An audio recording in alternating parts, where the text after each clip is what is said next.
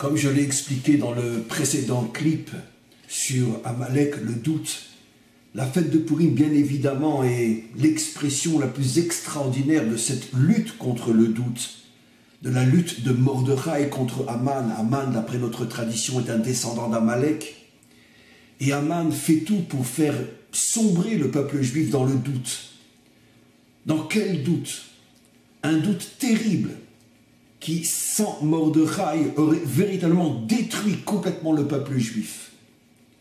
De quel doute s'agit-il encore une fois?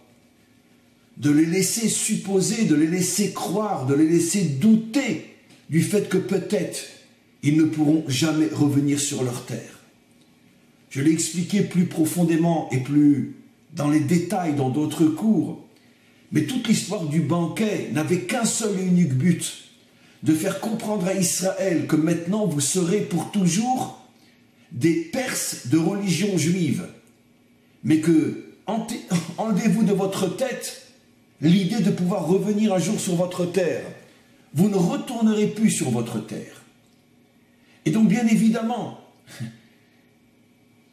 les Bnei Israël n'ont pas pu adhérer complètement à cette hypothèse d'un non-retour. Mais malgré tout, les moyens qui ont été utilisés par Assuérus et surtout par Aman étaient tels que une grande partie d'entre eux ont commencé à douter.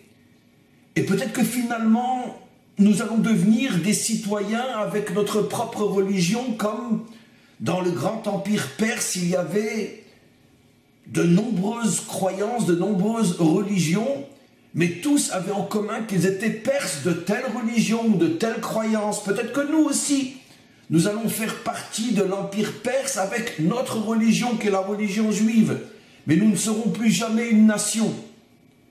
Et voilà que le doute a commencé à s'infiltrer à l'intérieur de la conscience d'Israël. Et celui qui était derrière ce projet était bien sûr Aman. C'était lui l'un des conseillers les plus proches de Assuérus, qui avait compris que pour détruire le peuple juif, il faut commencer à le faire sombrer dans le doute. Et après, il s'affaiblira tellement que finalement, on pourra le balayer comme s'il n'avait jamais existé. La réaction de Mordechai va être une réaction extraordinaire. Il va lui-même se mettre dans une situation extrêmement douteuse, extrêmement compliquée et complexe. Il va se mettre à dos pratiquement la majorité de son peuple, ainsi que des dirigeants de son peuple, parce qu'il va faire quelque chose qui apparemment est insensé, incompréhensible, qui va faire que tout le monde va douter finalement de sa grandeur et du bien fondé de son action.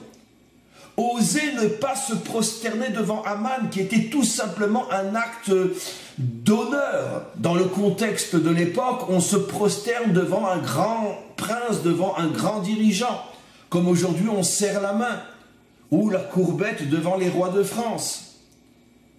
Il n'y avait rien dans cet acte-là qui justifiait le fait de ne pas le faire, et à plus forte raison de mettre en danger tout un peuple. Et Mordechai savait très bien qu'en refusant de se prosterner, il allait créer une situation où tout le monde allait douter de lui. Mais comment oses-tu faire quelque chose que la Torah ne nous demande pas de faire? Il n'est pas interdit d'honorer un grand dignitaire. Il ne te demande pas de le considérer comme une statue. Pourquoi refuses-tu de te prosterner? Et donc, toutes les questions commencent à fuser sur Mordechai. Mais tu es fou, tu as perdu la tête, mais qu'est-ce que tu fais? Et Mordechai est déterminé. Je sais que je me mets en danger. Je sais que je mets mon peuple en danger. Mais la seule manière de détruire la force du doute, c'est d'avancer avec des certitudes qui parfois frisent la folie, mais qui montrent que la détermination et la volonté finissent par détruire tous les obstacles qui veulent nous affaiblir et nous faire disparaître, justement en infiltrant en nous le poison et le venin du doute. Et c'est ce que Mordechai va faire. À l'encontre de tous les avis qui étaient émis contre lui, à l'encontre de toutes les mises en garde, de toutes les critiques, de tous ceux qui doutaient de sa grandeur et du bien fondé de son action, il avance Il n'écoute personne, il ne voit personne. Il avance.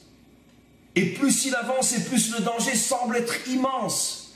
Et finalement, il finit par retourner la situation et montrer que la volonté et la détermination viennent à bout de tous les obstacles, même aussi terribles que celui qui était représenté par Aman.